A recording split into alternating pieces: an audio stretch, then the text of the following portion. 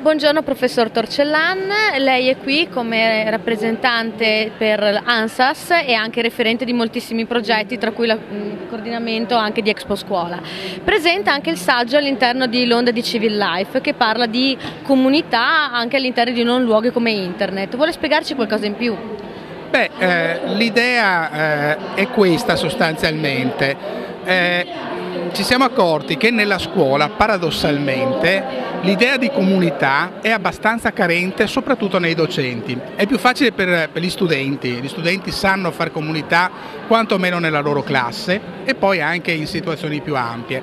Gli insegnanti invece fanno fatica. Perché fanno fatica? Perché sostanzialmente la scuola è uno spazio-tempo molto organizzato in maniera fordista. In sostanza, chiunque entri in una scuola si imbatte in un corridoio e trova aule, delle sequenze fondamentalmente, no? E quindi si passa lo spazio attraversandolo in senso temporale. Se uno cerca un luogo dove fermarsi, chiacchierare, anche semplicemente chiacchierare, fa molta fatica. Poi trova la sala insegnanti, ma lì è una specie di stazione, la gente va, la gente viene, c'è confusione.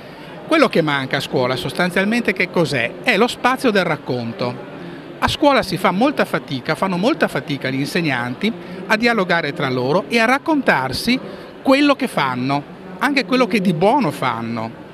E quindi il problema da risolvere è proprio questo, trovare uno spazio-tempo per gli insegnanti perché possano raccontarsi le esperienze, quelle positive in primis, perché attraverso i racconti, come ogni comunità, ci si fonda, si trova un'identità, si condividono dei valori e si possono allora fare delle scelte su quella che sarà la propria offerta formativa futura.